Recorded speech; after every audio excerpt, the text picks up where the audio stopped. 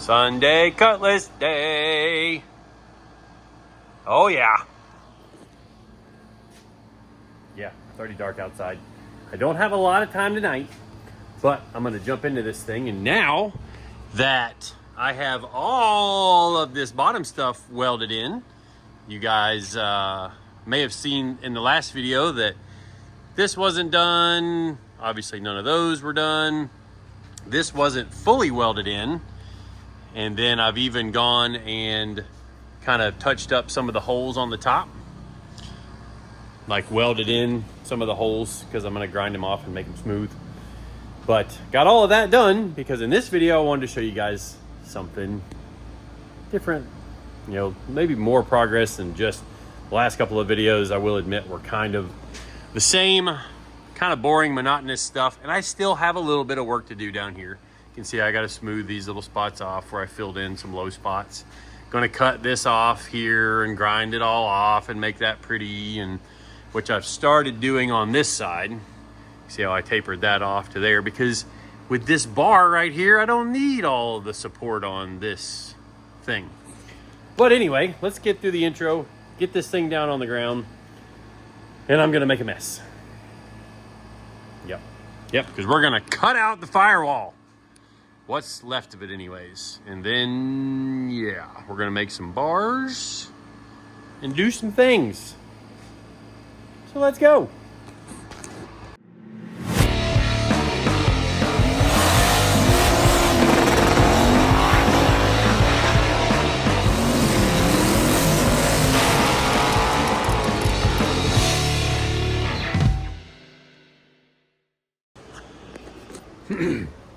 All right, well, while you guys are here on the channel, please check your subscription. Subscribe to the channel if you like, you know, race car building, street car building, hot rod tuning, drag and drive build there, big time drag and drive build there with over 4,000 horsepower.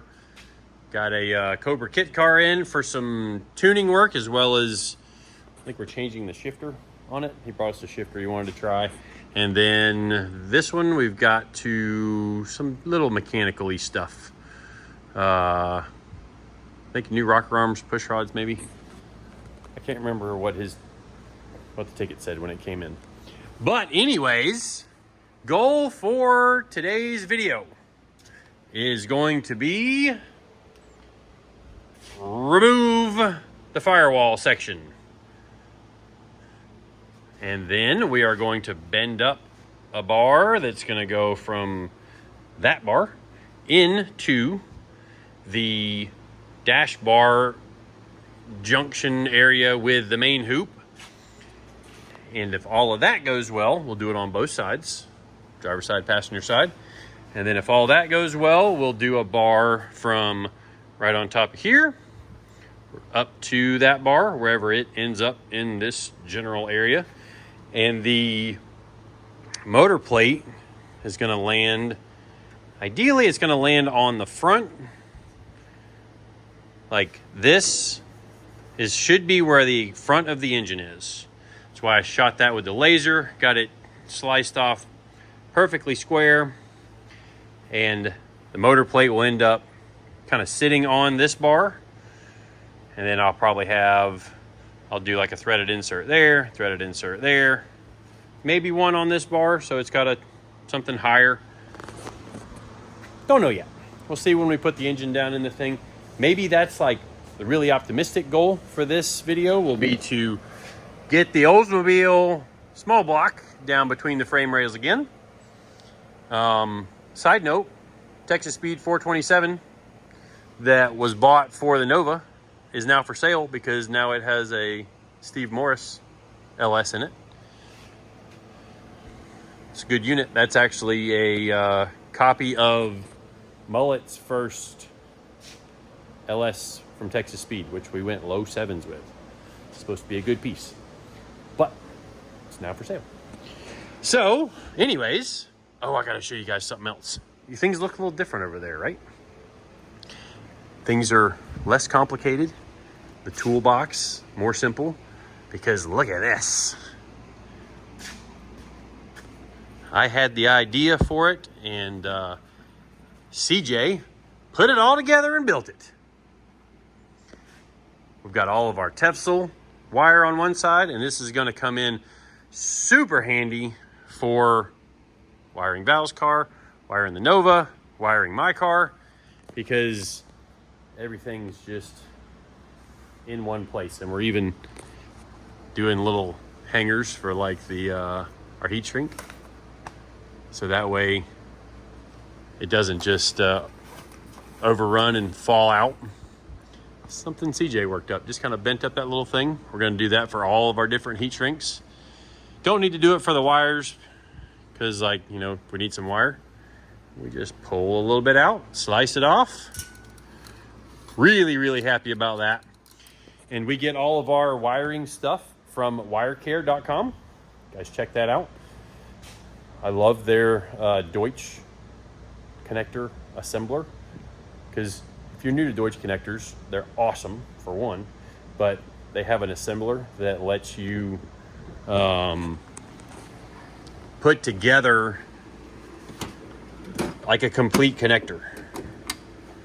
So, like, for example, you need the connector body, you need the connector lock, and then you need pins for whichever size wire you're going to do. So you can buy like the whole box like we've gone and done, or you can buy individual pieces if you already, you know, have a crimper or something like that. Anyways, enough jibber jabber, as my buddy Taylor Ray would say. And speaking of Taylor Ray, 2.4 hours of Les Mullets coming up this November. I think it's less than a month away. Maybe it's about a month away. But that race owes Taylor and I one. The year that I was leading and Kurt Busch spun me out on the last corner of the last lap, that was Taylor and I. And then there was another one that I felt like we got robbed too. You know, you always feel like that when you lose a race. But anyways, 2.4 hours of Les Mullets. I don't know why I can't say that tonight. Get ready to watch that on Freedom Plus, or buy your tickets and be there. We will probably have our merch stuff there, and maybe one of these 3 cars will be there. Maybe. Anyways, I gotta get to work. Let's make a mess.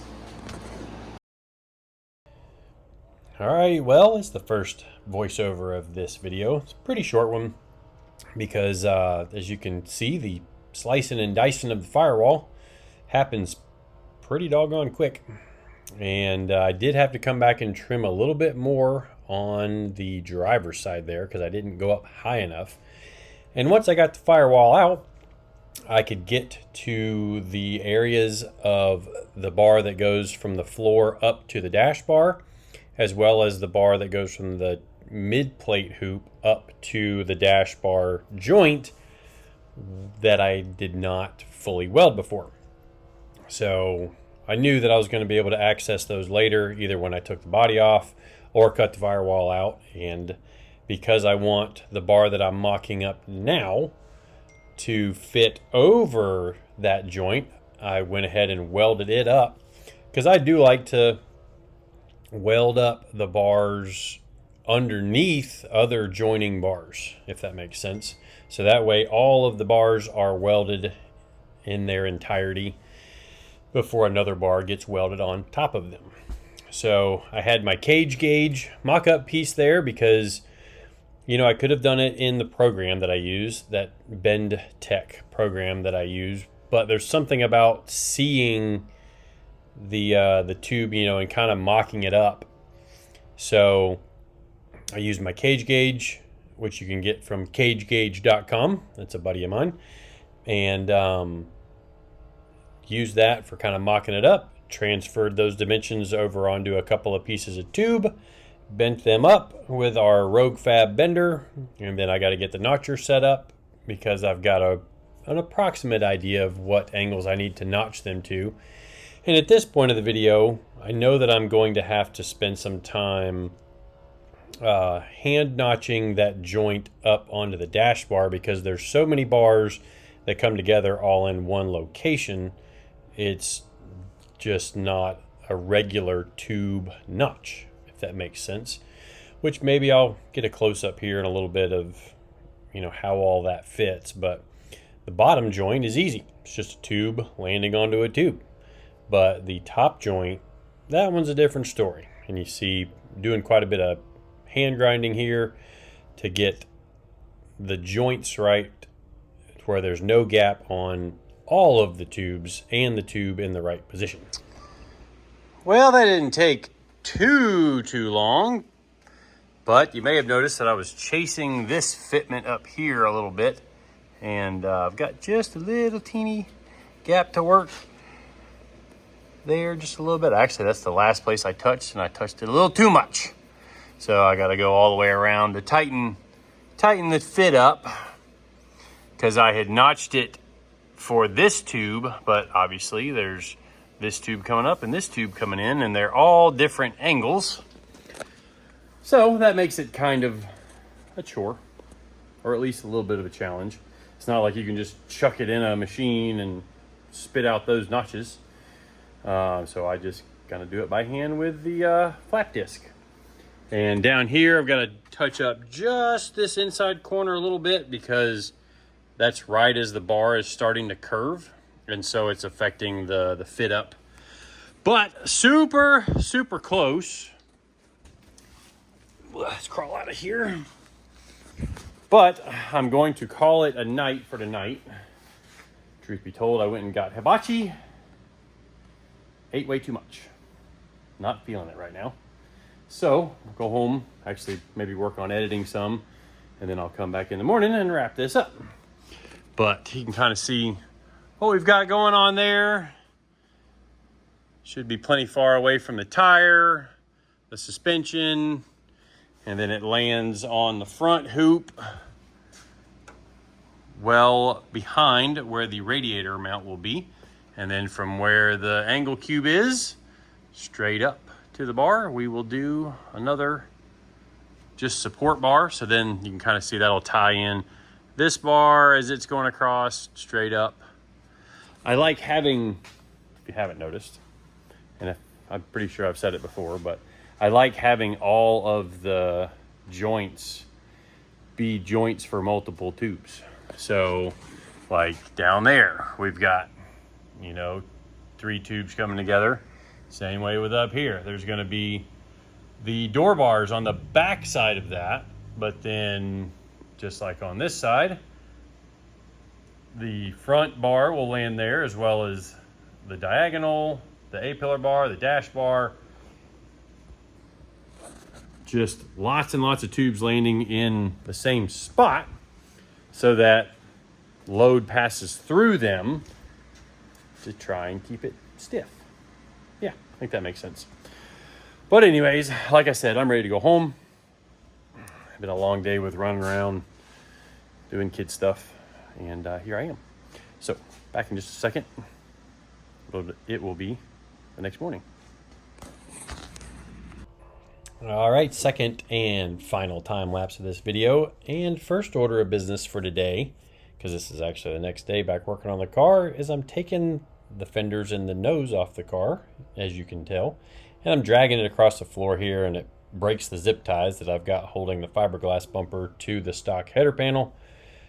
So it kind of got all wonky there on the floor, and I needed to kind of take care of that. So basically I drilled it out, put some bigger zip ties into there to hold the things together, all temporary, because it'll eventually have bolts that mount and hold everything together. But for today, I just drug it out of the way so that I could more easily see the joints up close, with the fenders out of the way, because you can see I'm standing outside of the frame over there on the driver's side, and that allows me to see better up into that joint, which is also why I took some more time to fit that joint once I had the front end off. So once I got that one tacked, now I go grab the other bar that I bent up yesterday from the bench back in the back of the shop, and start notching it to fit just like the driver's side bar. Now admittedly, getting these to where the angles of the bars, like if we look across the bars from the side, which you can actually see me going back and doing, getting those angles right, as well as the angle where it turns down, getting those to match, and then also getting the bars angled right in the vertical plane. So if you look at the car from the front, that those bars are kind of angled out a little bit where it goes down and attaches to the lower frame rails. So had to get a little creative with a piece of square tubing so that I could kind of put it on the angle of the bar there, to then put my digital angle finder in a vertical orientation so that I could read the angles and compare them to each other. But at the end of the day, it's got to pass the eye test, and typically the eye test, for me anyways, gets it super close to, you know, passing on the digital angle finder. So I end up kind of going back and forth. I'll eyeball it, make sure that the bend in the bar is equal from the center line of the car. I've got the laser set up again on the car right now, which you can kind of see one of its legs sticking into the bottom right hand of the screen there. And that's allowed me to get a center line to just double check, you know, really I was double checking that the bends were the same distance from center, which is also kind of confirmed by that angle adjustment, or that angle measurement that I did on the outside of the tube with the square piece of tubing. A lot of talking, I know, but maybe it kind of makes sense. And the idea is that when I make these little short vertical bars that I'm doing now, which they're vertical from the frame up to the top of the bar there, but they're actually pitched out about 23 degrees to get to those bars. Like, everything works and mirrors each other well when you get, you know, those top bars all done to where they are matching each other. So, you know, the driver's side bar is kicked out 23 degrees, and the passenger side bar is also pitched out 23 degrees. And that's just how it worked out for this car. It's not some specific number that I shoot for. Like, once I mocked up that tube and got it bent and fit like I wanted it to, I just copied it to the other side, or I copied the angle fitment so that they would look the same. And then these vertical bars that I'm making, they ended up being within 1/8 of an inch of each other in length. I also set that really long level across the top of the bars, and it's, you know, within like a degree on that old bubble level there of being perfectly level across the top of the tube when the chassis is sitting level, because I have the car where it's level when it's sitting on the locks. But let's get this thing wrapped up. Well, pretty long time lapse there, I think, at least because it took me a little bit longer, like it always does. It's just always going to take longer than what you think. But 4 new bars into the chassis. That's exciting. Got the firewall trimmed out for now. And like I mentioned earlier, I will be cutting this off and then somewhere down here to replace it with a new firewall. Well, new to me firewall that is not rusted nearly as bad as what this one is. Actually, it's not rusted at all.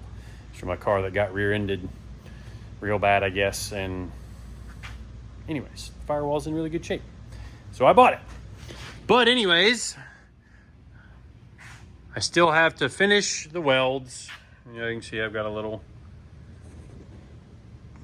bit to weld there, as well as there, and then the outsides.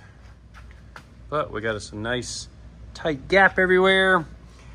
Those up in there, those joints, those were fun. And you can see I haven't completely finished welding this bar just because I can't get in there. But either when I cut this out or when we take the body off again to go have my chassis powder coated, that's when we will finish welding all of that, as well as a bunch of other little things, because the upper dash bar where it comes in here will get a gusset high and a gusset low. It's got to have that for the 25.3 chassis spec, as well as 25.2, I believe, and 25.1 if I were to ever certify this thing 25.1, which is the Pro Mod cert. Yes, you can get a Pro Mod cert on a stock suspension G-body. I just have to do some thick plate under the floor, I believe. Have to reread that spec. But anyways, I still have to come in here and do a little trimming. Hey, that's still warm. But I got to trim this little piece of what's left of the cradle that used to be here, and then touch up some of the spots with the grinder a little bit, as well as the under pieces there. But this thing is really starting to look like something. Gotta admit, it's getting pretty exciting. It's that time of year where it's not too hot outside, so the AC works really good in the shop. Keeps it nice and cool, get lots and lots of stuff done. And hopefully, you know, we'll see this thing. Boy, I got a lot to do. It's gonna be some late nights between now and sick week. Not to mention the other cars we've got to get done. But all the other guys are working on the other stuff in the shop. I may start taking more time during the week to work on my car, while pointing them in the right direction to go on all the stuff that they're doing, if they're not on top of it already. But that's going to wrap it up for this video. Very exciting stuff. Front chassis bars and more stuff done. Taking some pieces, taking some bites out of that elephant that is my 78 Cutlass. Anyways, appreciate everybody watching, subscribing, and following along. We will see you in the next one. Stay tuned tomorrow also for another video on Val's Camaro. I know this video is probably coming out a little late on Sunday because I'm down here on Sunday morning doing this. Anyways, see you next time.